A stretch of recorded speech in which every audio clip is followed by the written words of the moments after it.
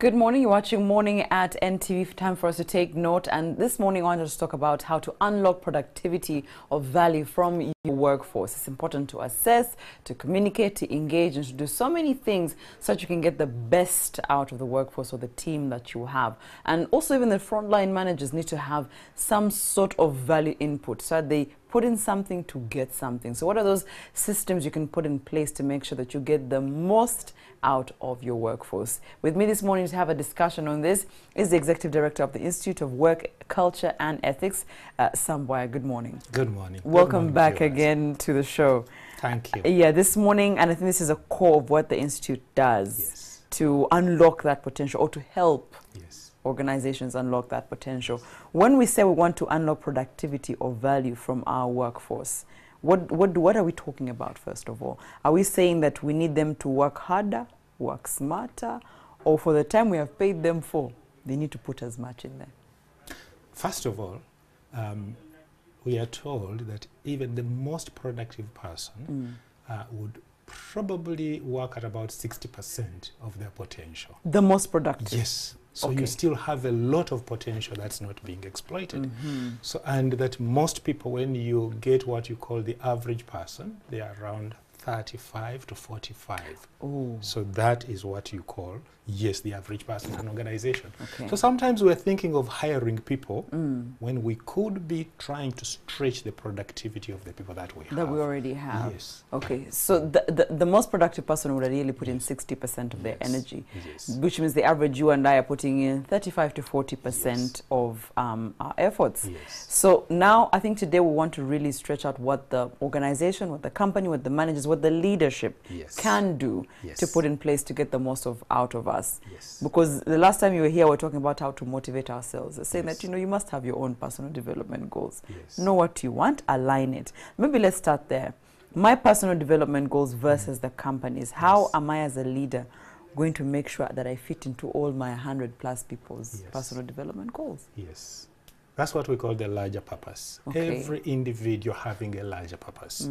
And so that the organization should be a vehicle towards getting you to where you want to go. And I think the best illustration of a larger purpose is, if I were to use a student, you know, when you're at school, if you know what you want to be, I want to be a doctor. The earlier you get to realize what you want to be, the more effort, the more time you will put in. And that applies right across life. That if you really know where you want to go.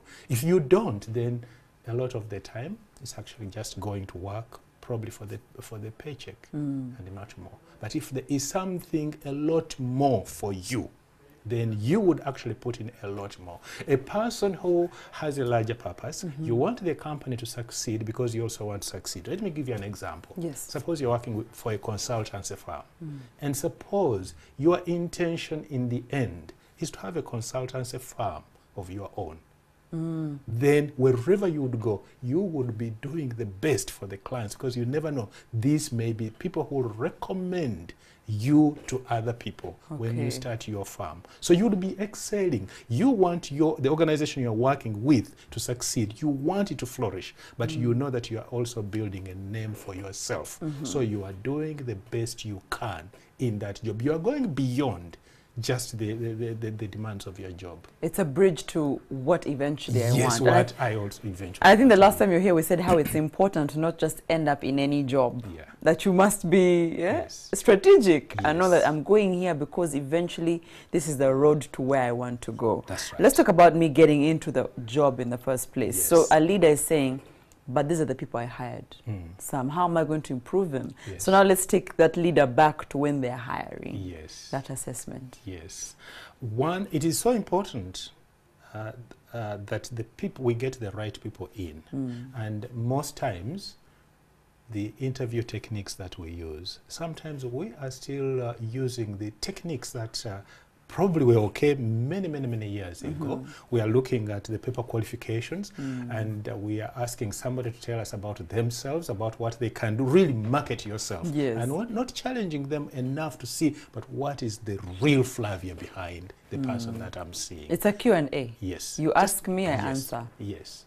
And of course, somebody's not going to tell you, when you take me on, I'm not self-motivated, I'm not no. I come late, no. I don't like people. At the end of the day, yes, the interview technique should be able to show you a person who is adaptable, a person who has passion for work, but also a person who has capability. Okay, so I think you were sharing with me something, maybe we can share with the what kind of assessment the leaders can use when they are hiring people, how to take it away from the Q&A, the papers. What can they do? So we talked about situation analysis. Put this person within the context of a work environment or something that needs somebody to take a personal initiative. Okay. And then you see what can they do in such a situation. And really, I mentioned something that has been going on, and I wish many of our people could take keen interest on a WhatsApp, really, about an interview process where they left lights on here, they left taps running, they left doors, they left things really disorganized, and this person had to walk through this to process get to where they're being interviewed. To get where the interview was. So you run, you are going for the interview, and there's a tap running, there's a light on, and so on. And other people just went for the interview. This one person who kept switching off the lights, switched off, closed the doors, was the one person who got the job. Wow. At the end of the day, you are looking for a person who demonstrates responsibility right from the point you are taking them on. Because once you've taken them on, you take responsibility for taking them on, and you cannot now start looking for excuses. You are the one who took them on. Yes. All right, so I see the value there. You're saying that before you hire someone to be a part of your workforce, make sure you assess them. Don't assess them by asking them their strengths and weaknesses. They will tell lies, because that's just who we are as human beings. Perhaps put them in a setting as if they were working. Say if they're a presenter, put them in a position where they could, and then see if they are yes or no. But let's talk about then training, because most companies will tell you, I don't have the budgets to train people. I don't even have the time to start training people. Yes. Now, the human resource function that has always been the push, train. Now, when we get people coming in, that we should be getting the people for whom the job is right. That most of those people, by the way, they have the knowledge. Because when you talk about people development interventions, you are looking about, is it lack of knowledge? And training provides you with the knowledge. So if a person already has that knowledge, why are you taking them back for training? Okay. Now, it could be that, yes, people have the knowledge, but it's the application of knowledge, which is the problem, in which case that needs a different intervention. So instead of having general plans about take so many people for training, first of all, do a needs assessment. Skills, which skills do people need? It's actual skills development. So do an assessment, find out who needs what. But we usually have budget for training. A lot of the things that could be done to get higher productivity would actually be coaching rather than just taking people for training. And unfortunately, coaching has been misunderstood. Now, just like at school, where coaching is usually for people who need remedial help. And so coaching now is taken to be for people who are not doing well. Now, that's not what coaching is. Oh, it's not? No, I thought it was that. I think the best illustration of the need for coaching, take tennis, for example. Even the world #1 is still coached. Yes, it's still coached. So coaching is requires a person who is doing well. They have a target. They need a stretch target, and you need to do whatever you can to motivate them to get to that target. It doesn't mean they're doing badly. They're doing well, but they have a target that's stretch target. And all of us actually need, if you look at it that way, we all need coaches. So who would be my coach? Is that my immediate supervisor? Is it the overall boss? Is it a colleague, a peer? A coach, now, and again, coaching is sometimes mixed up with mentoring. Yeah. People talk about coaching and mentoring. A coach does not necessarily need to know to be an expert in your field. A coach just encourages you. A coach takes the view that the answers are within you, but you are not stretching yourself enough. You could do better. It's like you're a cheerleader. Somebody, you are the one running, but you can do better. You can go, you can do better.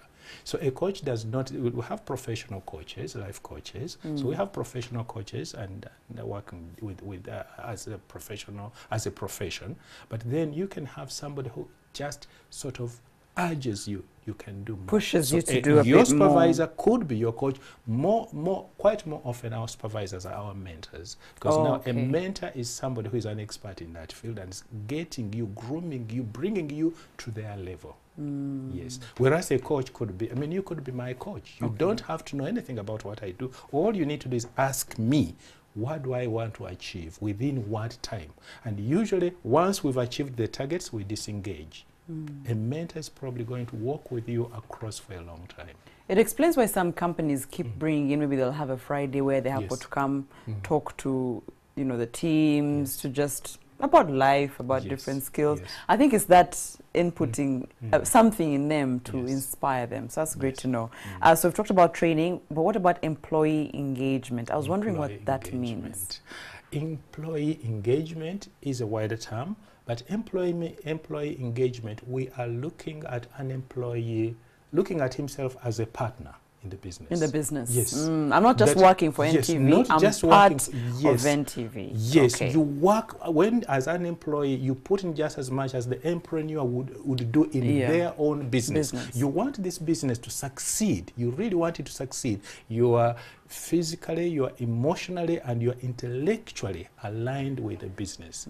When you are engaged, you are a concerned employee. You are concerned about the quality, you are concerned about costs, you are concerned about customer service, you are concerned about the welfare, not because you have to be, but because you want to be. That's the difference. It's not because somebody is asking, why is this going wrong?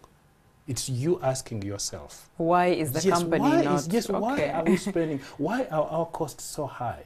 Yet we all don't do that. That. Yes, where can we save? So when we talk about lights, leaving lights on, you know, that's a cost to the company. And you're not waiting for somebody to tell you, switch off the lights. But as you go out, you switch off the lights. Whatever you do, you are trying to save. You are asking yourself, really, in terms of quality, is this, suppose I was the one buying this, would I buy this? But we have many people who can just do something and put it on the shelf, and then they are told, can you go and you redo it? No, you do not want somebody to come and tell you to redo something you've done. So this mentality of the company is not my father's company. No. It's not my company. I don't have to do this. That's an engaged staff. An engaged staff, when we talk about staff engagement, we are talking about self-organization. We are talking about self-motivation. We are talking about self-discipline. That in all those areas, somebody is just looking around. You are not just focusing on your job. You are just looking all around you. Entirety. Yes, you are looking at everything around you, and you want everything to be moving right. You want everything to be moving right. And we talk about three things: right direction, right pace, and right speed. Okay. Right pace, right lane, sorry. Right lane, right pace, and right speed. All those three, and then you know this is where we are going. You are working with organizations to help them have systems in place to help them have a productive workforce. I'm wondering where communication is in there as you're talking to these leaders of organizations. Communication is quite critical. We talk about creating an organizational culture. And when you talk about organizational culture in brief is about, this is how we do business here. Okay. And I think one of the best quotes that were ever done about communication, how we do business here, is something that comes from as far back as 1886, when one of the, this is a shipping company, when he said, we shall build good ships here. At a profit if we can, at a loss if we must, but always good ships. And so that's the for us, this is what we do. Get that communicated all across. Is this, and the standard of a good ship should not be debatable. You must know this is what we are aiming for. So communication all along the way, that if we talk about standards, even at the lowest level, the person knows the standard we are aiming for. And so communication in an organization that has open, good organizational culture should be both upwards, shouldn't be downwards. There should be information feeding up. There should be feedback at all times. If I'm doing something, I need to receive feedback. If something's not going well, I don't want to wait until the end when things have gone very, very bad. Just out of line, and I'm realigned and I'm put back. But you should also encourage people, especially at the bottom, to give feedback up, because most people in an organization, when things are going wrong, there are many people who actually see, and they actually see things going wrong, and they keep quiet because I'm not supposed to talk. It's not up to me. But especially at the lowest level, people actually see lots of things, and if you talk to them, if you get to make friends with them, they will tell you lots of things. At the end of the day, you will probably end up buying equipment you didn't need to buy at all, but it just needed minor repair, and somebody knew what to do. Yes. So if you encourage communication right across, and open communication where people don't have to feel there's going to be retribution. Yes. If I said this, you know, somebody's going to get in trouble. Yes, because I said this. So communication is extremely important. It is. It is. Yes. And as you said, up, down, both upwards and downwards. At the top, that it is important that the people at the top give a very clear picture of where we are going, direction. This is what we want to achieve. That people should know, and they should also keep letting the staff know the challenges that they face. Most organizations, if things are going rough, they'll keep quiet, and so salaries are coming late. And you know, we don't know the reason why. We don't know the reason why, and they are not communicating. We've lost a major client, and you know, it's kept like it is confidential information. We don't talk about it, but it helps a great deal if people get to know you, to know what is going on. Share the challenges as well. And as I said, many of these people that you are leaving out could be the people that would actually provide solutions to that problem. That could turn the organization That's key around. To hear that when we're talking about communication, if you want to help your workforce be productive, think about sharing not just the good things happening in the company, but also the challenges, the tough times. Because as you were saying, that then they feel like it's one family, it's like we're part of the organization if we know the bad. Probably the biggest thing someone watching right now is thinking, no, I would want my organization to think more about money. I think if there's a financial reward to it, I will be productive. But we've seen that that's not always the case, Sam. Some people are paid really well, but they're not in that 60%. They're at that 30 to 45% into their workplace. Yes. I think there was it was Caltex that had this catchword. What drives you? What drives you? That when you're getting up to go to work in the morning, what drives you? Is it actually the money that you're going to get, and that is all at the end of the day? Because you get people who are at the workplace and they are not psychologically in tune with the work. And so people can come and they could spend a whole day, they could spend all this time, and what are they doing? It could be very little. It could be just routine things that in such a situation, for people who, you know, when you are motivated by money, that all you are, you could be what you call a happy person, but it stops at that. You're not putting in anything beyond what your job requires of you. So as long as you've done the minimum that is needed, that is it. You are not going an extra step. mile. You are not going an extra mile at all. There must be something that must motivate you to go an extra mile, because if you are still going to get this money anyway without doing a little bit more, why should you do more? So there must be some fulfillment in going beyond the call of duty. And that's when you are going to get somebody who is going to be engaged. That when we talk about when you talk about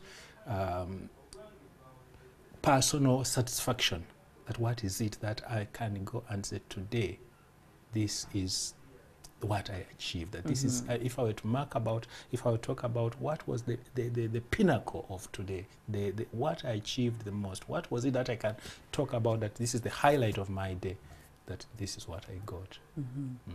So they say that sometimes the little things, because in a workplace, I see that my boss and me, the leaders and me, we are in a relationship of Yes. sort. Yes. And it's the little things that make sense. So someone can Yes. complain we didn't get lunch, Mm. and that's a big problem. Yes. And that will actually deter their productivity. Yes. Or someone will say we didn't get breakfast, Yes. or I went to sit and my desk was broken. Mm. You know, simple things. Yes. So what's the value of employers putting in time for the little things? The conditions or the environment is extremely important. The environment is extremely important. You want your staff to be happy. That when they come, they are going to spend those, whether it's 8 hours, sometimes longer, even however short it is. Yes. But at the same time, that you also want to get the most out of that them. time. You want to get the most out of that time. I think last time when I was here, I may have mentioned the unforgiving minute. And we talked about if you can, if in the unforgiving minute you can put in 60 seconds of distance run. So for somebody, now we may not put 60 seconds of distance run in that 1 minute. It might be that people put in 50, 40, 30, but for you to put in that much, there must be something driving you. So what drives you? There must be something driving you. So one, you're happy with the environment, and environment goes with quite a number of things. It might go with a meal that you're provided. You're not going to sit here, especially people who are doing a lot of manual work. And you can't expect them to report in the When morning they are at hungry. 8 and go right up to the end. But also what I explained is that if people know what is happening, if people know really the conditions here are that hard, people actually can sacrifice. They will make, they will go an extra way, even in very, very hard circumstances, you know. Because they know. Because they know. Okay. If they don't know, then what they do is also like hit back. You are not doing this for me, I will not do it. So they start cutting back and cutting back and cutting back. But an environment that encourages innovation, for example, that yes, there are going to be times, I mean, we have many situations where people are even able to bring their own laptops. You're expected to provide a laptop. The organization does not have the capacity to provide a laptop. You bring your own. And you bring, and they're happy bringing their own. But that is if they have a good relationship with the boss, they know what is going on, there's very clear communication, and also they have hope that things will get better. If I put in my yes, percentage, yes, things will get get better. Okay, Yes. I hear you. Thank you so much, Sam Boy, who's the Executive Director of the Institute of Work Culture and Ethics. Today we're talking about unlocking the productivity of your workforce. And we might have talked about training, employee engagement, development, communication lines. But I think that is probably the biggest thing I've taken out of it, is that as a leader or as an organization, you have to look at being honest with your team and tell the team the good times are here. And because of the good times being here, we're going to enjoy these different advantages. Let's work this way. But the bad times when they come, tell them as well, we're going through tough times in the company, so let's work with a bit of sacrifice. And because they know, they'll put in their time knowing what the situation is. Thank you for your time this morning. Thank you very much. All right. Thank you. That's it for Morning at NTV. Have a good day.